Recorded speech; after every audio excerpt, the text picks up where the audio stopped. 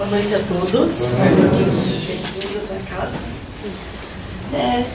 A gente sempre fala muito na questão da caridade, na questão da liberdade, entre outras lições, né, e leis da moral que a gente vive aqui na Terra, mas uma palavra que nós falamos bastante no nosso dia a dia é a fraternidade. Quando chega-se numa casa espírita, uma das primeiras coisas que se escuta, né, é a necessidade de um atendimento fraterno, de uma palavra amiga. E de onde vem então essa questão da fraternidade?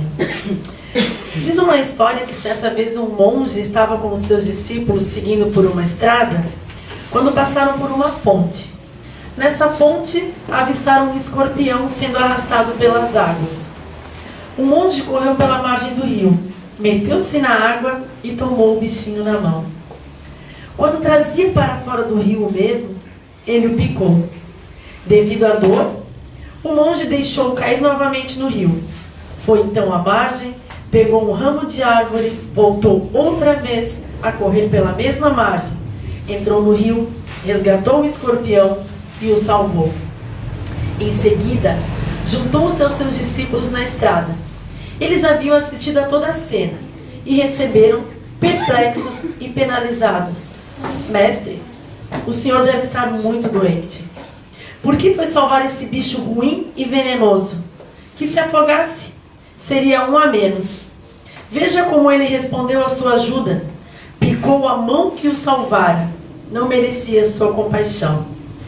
O monge ouviu tranquilamente o comentário de seus discípulos e então respondeu: ele agiu conforme a sua natureza e eu conforme a minha. Qual é a nossa natureza? Hoje nós passamos momentos críticos na nossa sociedade. Talvez nunca tivemos tantos registros de violência, todos os tipos de violência, digo aqui, tantos registros de falta de amor, de falta de carinho, de falta de afeto, de falta de educação. E qual é a nossa natureza diante dos fatos? Nós olhamos só para aquela pontinha do iceberg, só para esse escorpião, só para a mordida do escorpião? Ou nós pensamos nesse processo todo? Nós olhamos para uma pessoa que nos fere, para uma pessoa que nos machuca, para alguém que nos rouba, para alguém que nos engana, e nós queremos buscar uma solução para que esse problema não venha mais a existir? Ou nós simplesmente focamos nessa pessoa, nessa ponta do iceberg, e é mais fácil torcer para que essa pessoa se vá, para que essa pessoa suma, para que o país adote a pena de morte, para que não sei quem vá para não sei aonde, né? Qual é a nossa postura diante da vida?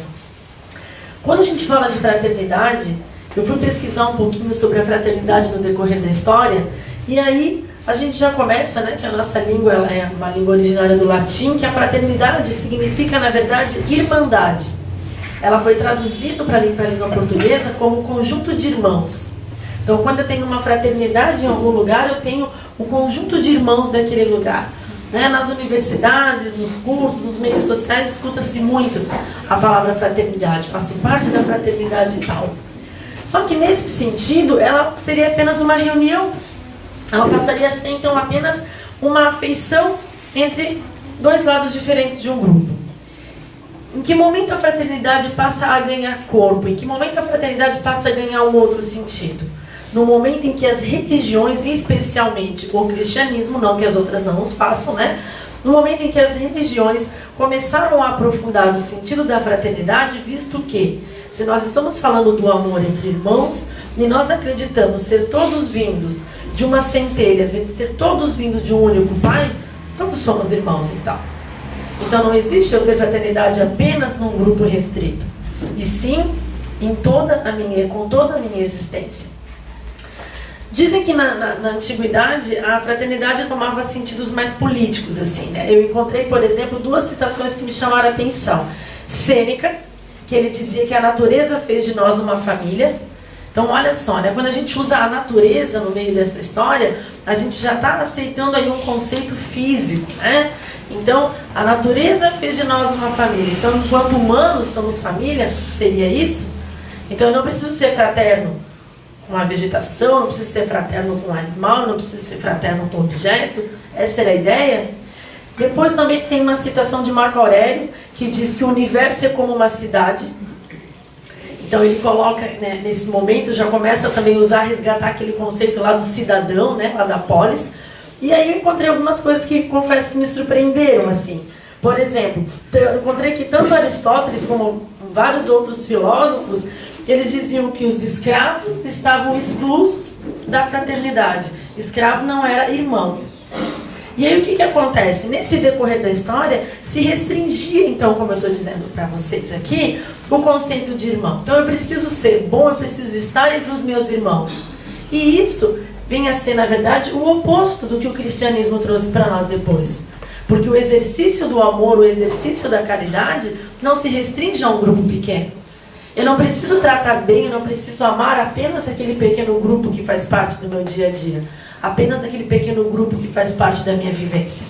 E uma outra coisa que também ficou muito forte foi quando Cristo vem, então, né, gente, e coloca o tempo todo em suas preces, em suas falas em público, ele se remete o tempo todo a um pai. Poucos registros nós temos em que a palavra pai é substituída pela palavra Deus. Se nós formos buscar, né, principalmente no Velho Testamento, nós não temos o tempo todo essa citação a Deus. Ele procura trazer o tempo todo a palavra pai, ou seja, a familiaridade. Se temos um mesmo pai, como eu disse, somos todos irmãos. E isso já implica, então, numa relação mais próxima. Então, olha a ambiguidade do negócio, né? Ao mesmo tempo que ele coloca que temos um pai e somos irmãos, para nos sentirmos próximos uns dos outros, ele consegue quebrar essa ideia que se tinha até então, de que irmão era aquele muito próximo, muito semelhante, da mesma região, né, onde se vivia, o que era considerado cidadão, por isso, por exemplo, escravos nem entravam aqui. Inclusive, eu estava lendo também que antes disso, muito antes de se falar dos próprios escravos que não recebiam o mesmo tratamento fraternal, as mulheres também não. Então se limitava um grupo. E Cristo veio para quebrar esses paradigmas. Ele vem então para mostrar que a palavra fraterno, que a palavra irmão, não se restringe a esse laço sanguíneo, nem a um laço de localização. No decorrer da história, a gente vai ter vários outros exemplos que eu vou falando depois, elenquei alguns aqui, né? E hoje, a gente percebe que muitas vezes se buscam citações, ditados de outros tempos e que a gente já deveria ter excluído há muito tempo, né? Fala-se, eu falei que é como é difícil a gente exercitar a fraternidade diante de um pensamento individualista, né? Ilustrei ali quem seriam os nossos escorpiões hoje, né? Muitas vezes esses escorpiões aqui estão dentro das nossas casas. Muitas vezes estão no nosso espaço de trabalho, muitas vezes estão em grupos que consideramos amigos, muitas vezes estão até em grupos que nós nem consideramos nada, e por isso se fazem escorpiões. Quantos escorpiões nós temos à nossa volta? Então é mais fácil a gente se fechar e muitas vezes buscar justificativas, como esse ditado que eu vou dizer agora, onde o homem é o lobo do próprio homem, né? Na verdade, a origem desse ditado foi uma peça, né, que foi encenada. E aí começa a se falar do homem como o lobo do próprio homem. O homem como aquele ser que trai o seu semelhante. Aquele ser que não quer a bondade ao seu semelhante. E aí, se a gente for pegar os ditados, mesmo emendando vários, né? Que daí, se o homem é lobo do próprio homem, a gente já traz lá olho por olho, dente por dente. Ou seja, eu pago com aquilo que eu recebi, com a moeda que eu recebi. Então, se eu fui ferido, eu vou ferir. Se eu sofri, eu faço sofrer. Se eu fui tratado mal, eu também vou tratar mal. E a gente começa então uma cadeia de reações. Sendo que Cristo veio para nos mostrar que nós não temos que ser reativos. Nós não temos que reagir a nada.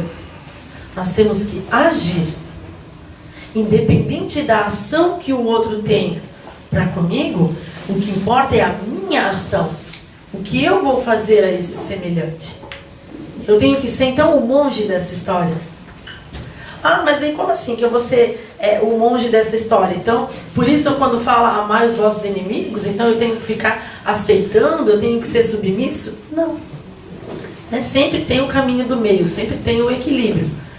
Quando vem o Evangelho para nós amarmos o nosso inimigo, não significa que nós vamos tê-lo sempre por perto, que nós vamos querer essa sintonia com ele. Até porque não vai ter sintonia se ele está numa linha de pensamento que não permite a bondade, que não permite o amor, que não permite o recomeço, e eu estiver na minha. Agora, amar o nosso inimigo é ao menos respeitar o nosso inimigo. É fazer a nossa parte. Isso sim é ser esse monge mordido. No final da história eu falei que o monge morreu, que não deu certo. Não. Por que a ilustração é dessa forma? Para mostrar que mesmo diante da maldade, da reação, né, desse ferimento, ele concluiu a bondade que ele queria concluir. E o que a parábolazinha deixa aqui para nós, nas entrelinhas? Seguiu a vida. O monge seguiu. E esse monge temos que ser nós. Independente dos sofrimentos que atravessamos, independente dos desafios que nós atravessamos, superá-los com amor. Superá-los com o sentimento de que aquela pessoa, aquele ser, é o meu irmão. Veio do mesmo Criador que eu vi. E se veio desse mesmo Criador, nós não podemos questionar. Claro que é complicado, né? Porque a gente vive num mundo, como eu falei, bastante competitivo. E até conversava com o Bruno no dia que eu fui embora daqui, né? Ficamos ali 500 horas discutindo a palestra. Quando eu digo para vocês, né? Eu sou muito de fazer polêmica. Então, quando eu disse, por exemplo, na palestra passada, que a gente também tem que se colocar, porque a gente muitas vezes cobra aquilo que a gente não faz. Eu não quis dizer, gente, por favor, que a gente não possa cobrar, né? O que eu disse é que nós vamos aceitando.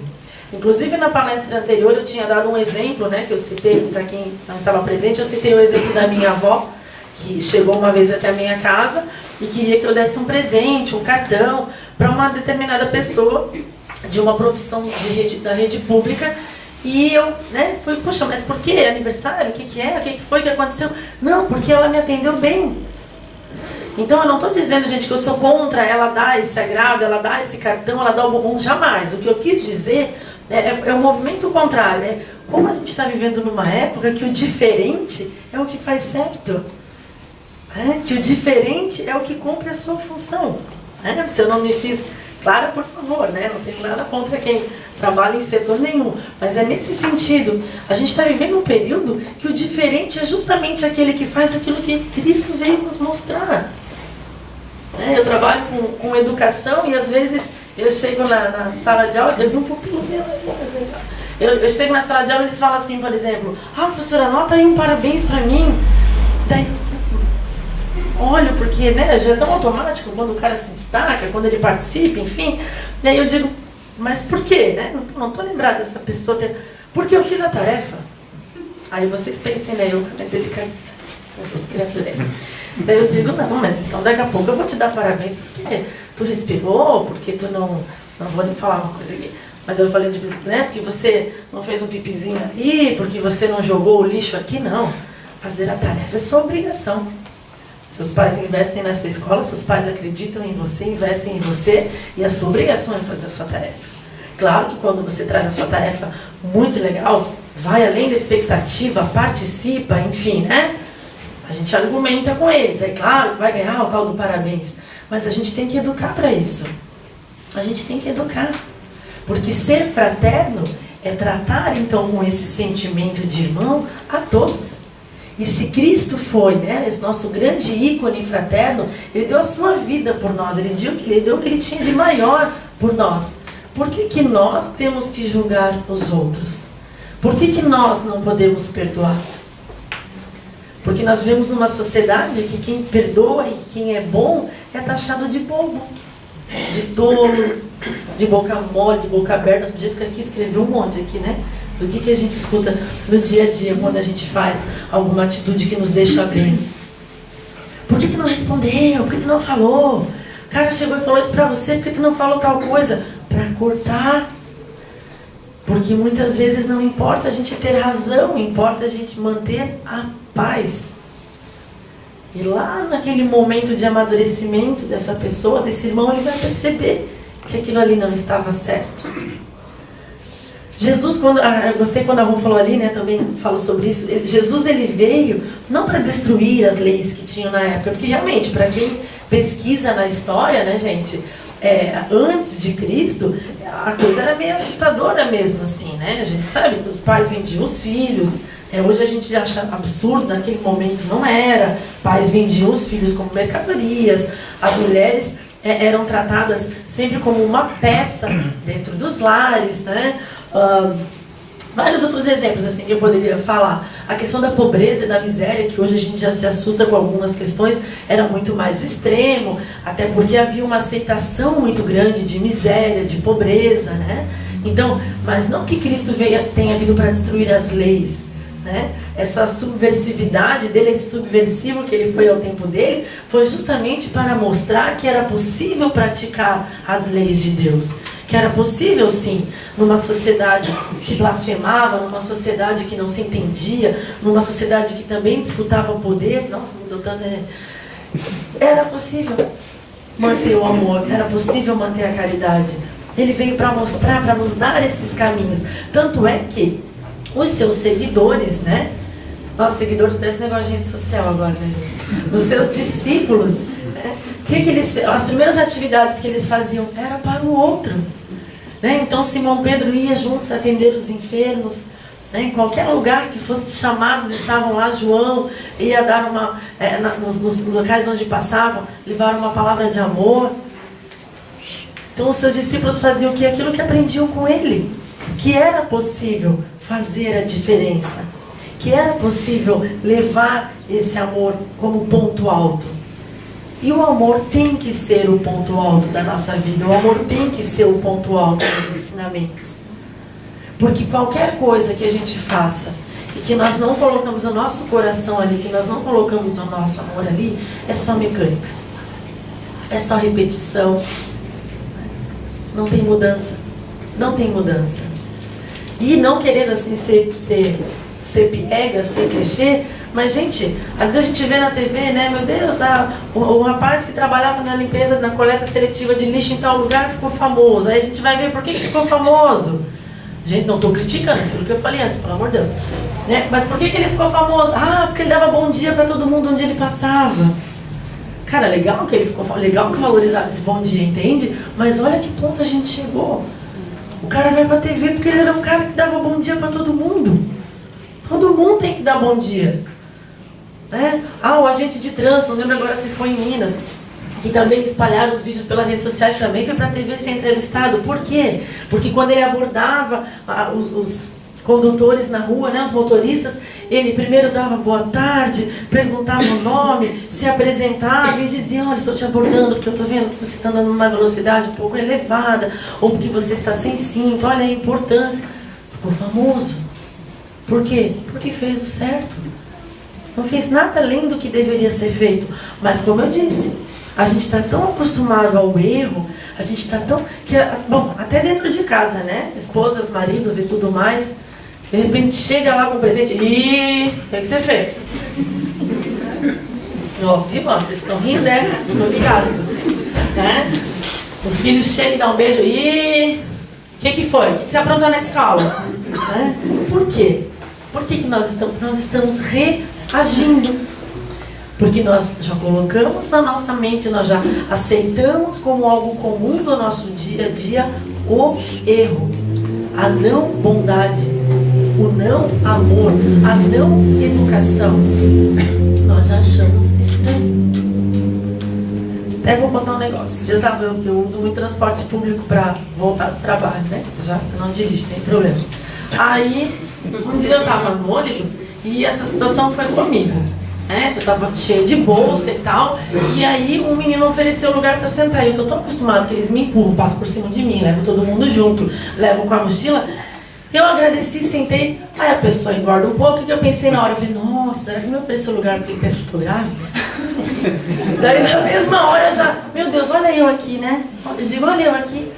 Em vez de eu pensar: puxa, que bom, né? Não importa o que ele pensou, né? Mas a gente está tão acostumado ao contrário, que empurram, vão sair da frente, pisam, né? E tudo mais. Então a gente tem que educar o nosso pensamento para a fraternidade.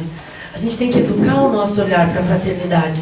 E a gente tem que principalmente educar as nossas ações para a fraternidade.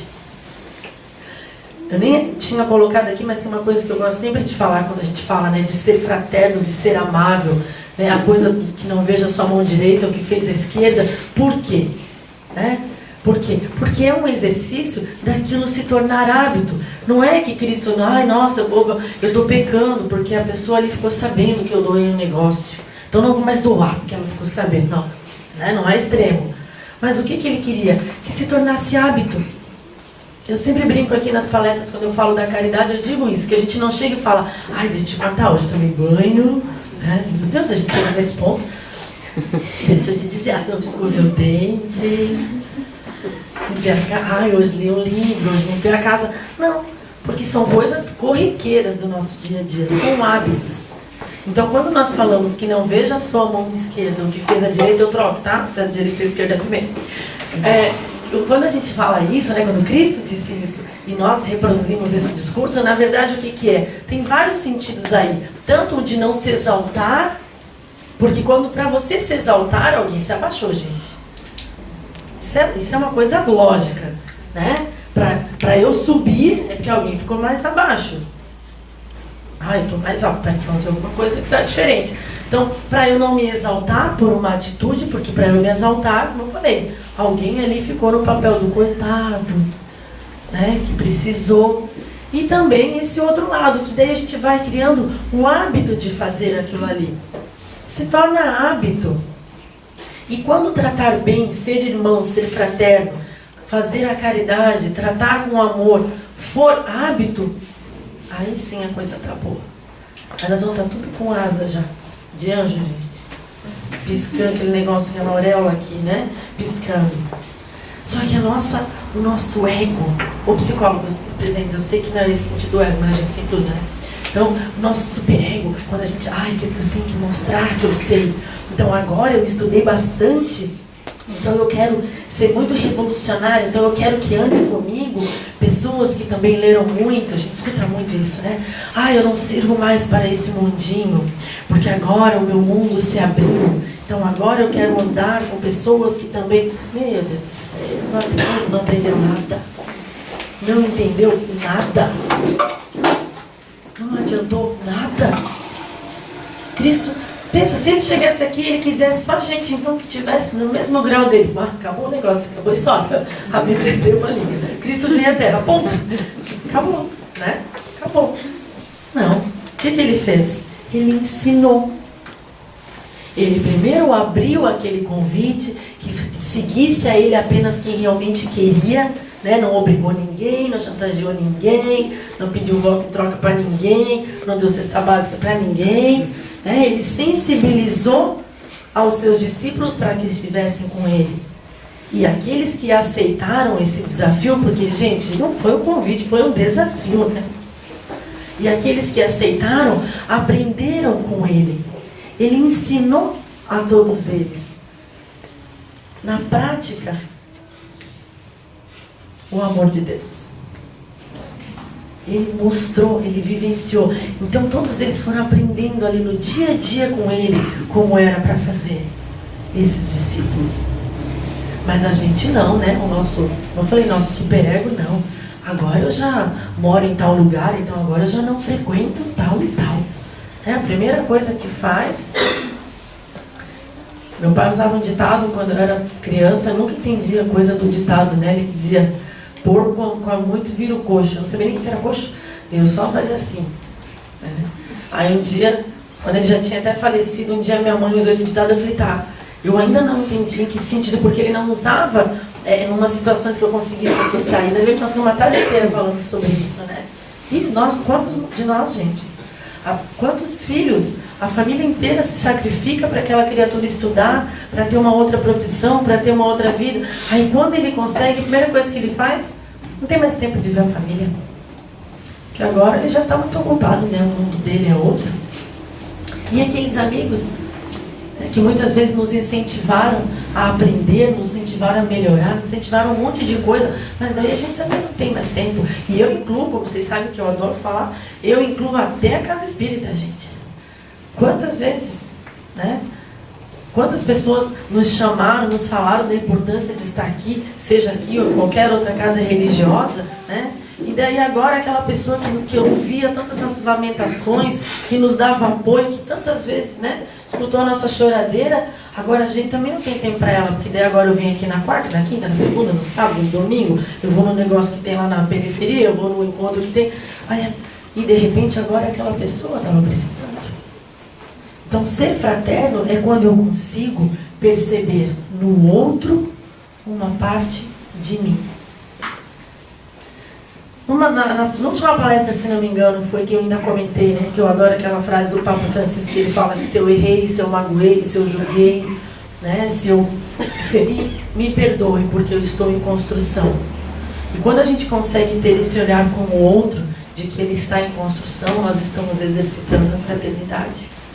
Como amar, né, um inimigo? Como amar alguém que me roubou, alguém que me machucou, alguém que me feriu, alguém que tirou um ente querido? Como? Vou lá, vou dar um abraço? Não consigo, não vou. Mas a partir do momento que eu não desejo a maldade a ele, a partir do momento que eu acredito nas leis divinas, e que eu rezo, e que eu torço, e que eu vibro para que essa pessoa encontre outro caminho, e que eu respeito a existência dessa outra pessoa, aí eu estou sendo fraterno. Eu vi uma historinha na internet esses dias, historinha de ilustração, né? Então, enfim, o cara dizia que ele estava passando por uma área que muitas pessoas diziam que não devia passar por aquele bairro, e no momento em que ele passava, ele via muitas crianças carentes correndo de um lado para o outro, e o primeiro pensamento que ele tinha em mente era que ele não ia abrir o vidro, porque ele não confiava até que ponto aquelas crianças estavam pedindo comida, até que ponto teria um adulto escondido próximo delas para furtá-lo, né, para abordá-lo no momento que ele abrisse o vidro do carro. Então ele conta que ele foi passando muito rapidamente, muito certo do que ele estava fazendo. Não, coisa para ainda estragar meu carro, bater no meu carro, enfim. Mal ele teve esse pensamento, ele só escutou um barulhão no carro. E aí ele parou, e era um tijolo. Eu não lembro a marca do carro, o rapaz falava que era um carro desses muito caros. E ele parou. E no que ele para, vem uma criança chorando, com as mãos sujas de barro. E rapidamente ele vira o cabeção, né? Ele fica muito indignado. E fala para a criança por que a criança fez aquilo. Que a criança não tem noção de quanto tempo ele trabalhou para ter aquele carro. Que ele não tinha culpa dela estar vivendo naquele espaço. Que ela jamais deveria ter feito aquilo. E ela espera calmamente ele falar. Quando ele termina de falar, ela explica. É que eu moro a 12 quilômetros ainda daqui, eu tenho que levar o meu irmão vive numa cadeira de rodas, e ele caiu, e ele é muito pesado, ele é bem mais velho que eu não consigo colocar na cadeira de rodas. E foi o único carro que passou por essa região. E eu pensei, eu vou achar um jeito desse carro parar. O senhor me perdoe. E aí ele conta que ele realmente ajudou a colocar esse rapaz na cadeira, ele conheceu o espaço onde o rapaz morava, e muitos anos depois ele estava falando sobre isso numa palestra pública, e alguém disse para ele, mas essas histórias e tal, e ele disse, então quando terminar, eu gostaria que vocês fossem lá fora e olhassem para o meu carro.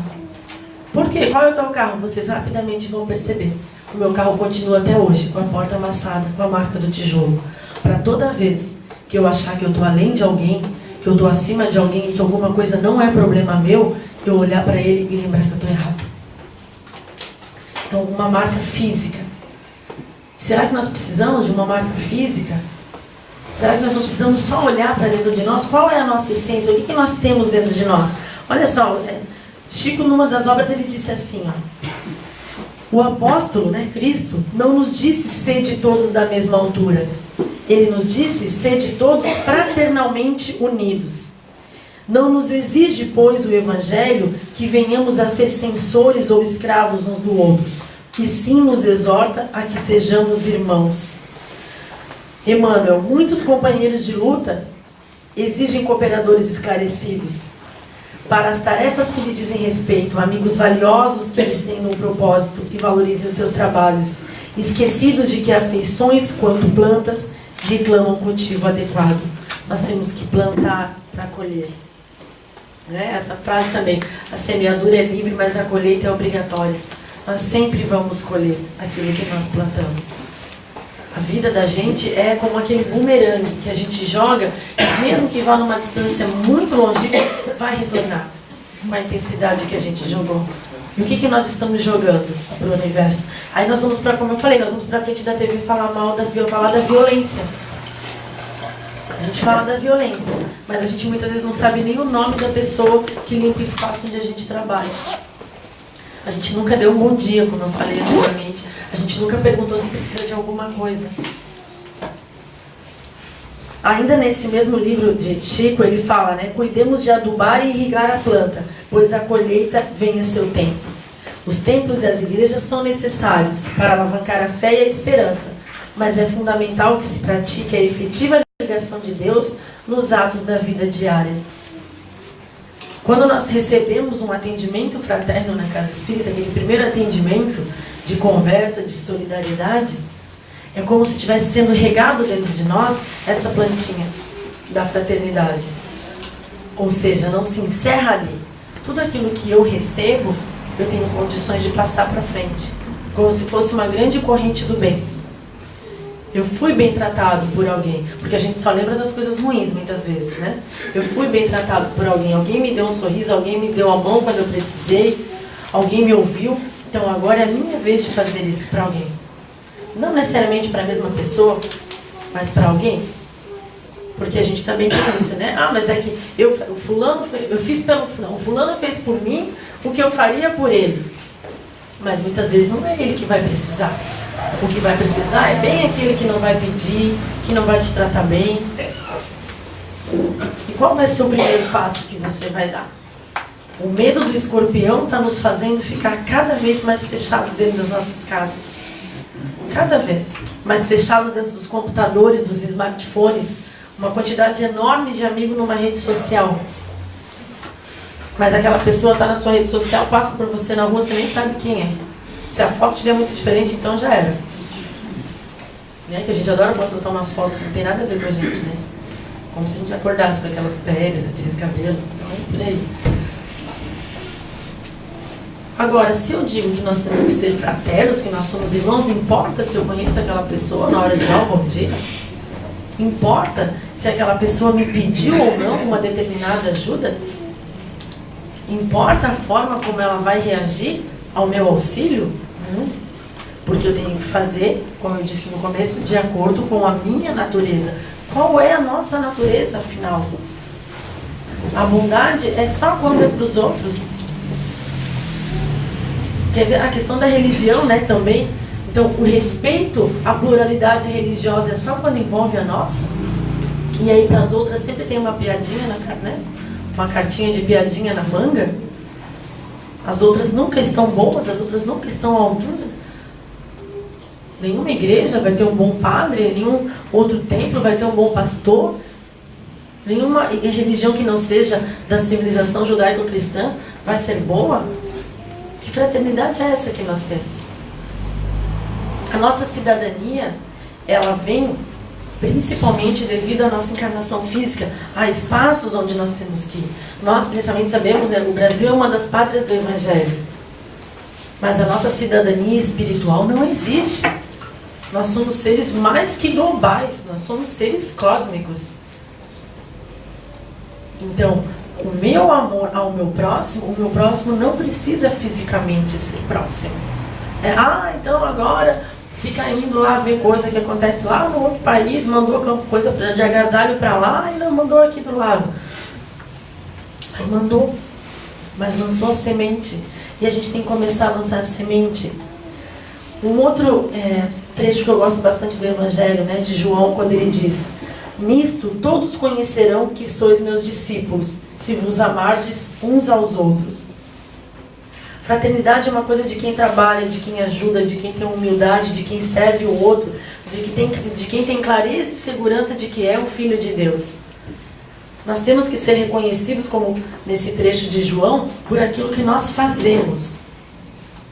A gente não precisa ter uma plaquinha, uma camiseta específica, uma cor específica, para a gente dizer que nós somos espíritas, que nós somos cristãos, o que for. Nós não precisamos disso, de rótulos. Nós precisamos ser a diferença. Nós precisamos agir na diferença proativamente e não reativamente. Sempre que possível eu tenho que agir para que algo melhor venha pela frente. E claro que muitas vezes a gente não vai colher isso. Se a gente falar no âmbito de uma sociedade, é claro que as mudanças que nós vamos plantar hoje, talvez nem os nossos filhos cheguem a ver. Mas se somos seres que acreditamos, né? Que somos seres, centelhas divinas, que acreditamos num amor maior que nos trouxe para cá, não importa quem vai colher a mudança, não importa quem vai colher o fruto, eu tenho que plantar a semente. Porque é por ficar preocupado só com o fruto que nós estamos vivendo a sociedade que nós estamos vivendo hoje. Quando eu falei ali no começo do conceito, né, de irmandade, de conjunto de irmãos, né, de que foi falado que a natureza fez de nós uma família, enfim, em vários sentidos, né? A gente acaba muitas vezes se decepcionando, porque aquelas pessoas que muitas vezes estão à frente de determinadas áreas de poder, que deveriam pensar no bem comum, não o fazem. Já falei sobre isso aqui. Mas se não o fazem, primeiro, não deveriam estar lá. Não deveriam. Eles não chegam, gente, governantes não chegam sozinhos.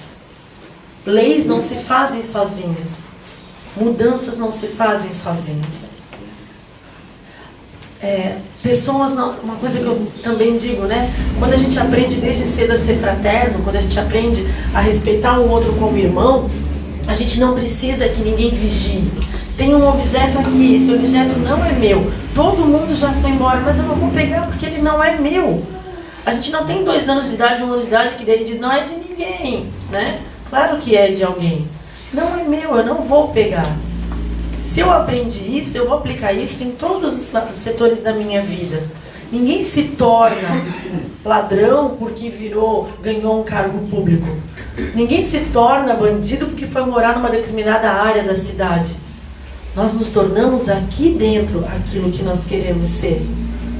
Eu não faço fora da minha casa aquilo que eu já não faço na minha casa. Eu não expresso ao outro aquilo que eu não tenho aqui dentro. Eu não vou abraçar alguém se eu não tiver um sentimento por essa pessoa. A não ser que seja uma falsidade muito grande, né? Mas quem que não percebe a diferença de um abraço com carinho para um abraço frio? E eu vou abraçar essa pessoa, independente dela me abraçar ou não. Porque é da minha natureza. Essa é a nossa natureza. A bondade é a nossa natureza. E eu gostaria que, principalmente nesse momento que a gente está vivendo, essas ondas de violência pelo mundo todo, essas ondas de mudanças pelo mundo todo, e grandes delas aqui no nosso país, que nós realmente sejamos fraternos fora dessa porta. Que nós realmente façamos a diferença fora dessa porta. Porque senão é só discurso. Porque senão é hipocrisia. Porque senão não adiantou nada. Senão nós é que somos os escorpiões.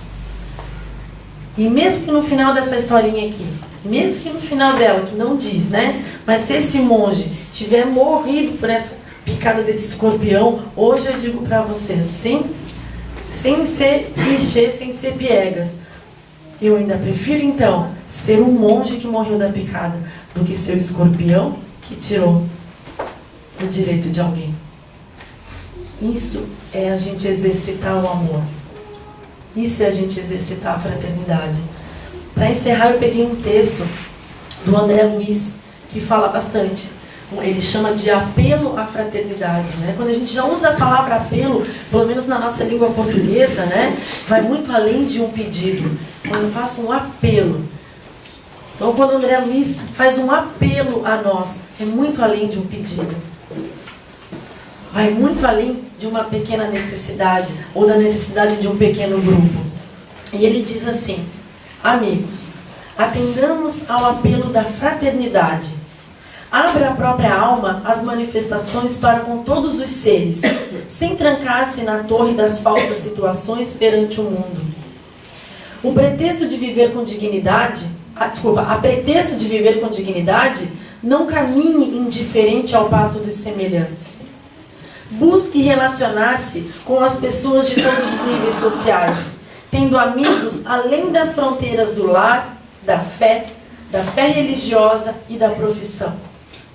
Evite a circunspecção constante e a tristeza sistemática que geram a frieza e sufocam a simpatia. Não menospreze a pessoa mal vestida, nem a pessoa bem posta. Não crie exceções na gentileza para com o companheiro menos experiente ou menos educado, nem humilhe aquele que atenta contra a gramática. Não deixe correr meses sem visitar e falar aos irmãos menos favorecidos, ignorando a dor que acaso exista. Não condicione as relações com os outros ao paletó e à gravata, às unhas esmaltadas ou aos sapatos brilhantes que possam mostrar. Não se escravize ao título convencional e não exagere as exigências de sua posição na sociedade. Dê atenção a quem lhe peça, sem criar empecilhos. Trave conhecimento com os vizinhos, sem qualquer solenidade. Faça amizades desinteressadamente. Aceite o favor espontâneo e preste serviço também sem pensar em remuneração. Ninguém pode fugir à convivência da humanidade. Saiba, pois, viver com todos, para que o orgulho não lhe solape o equilíbrio.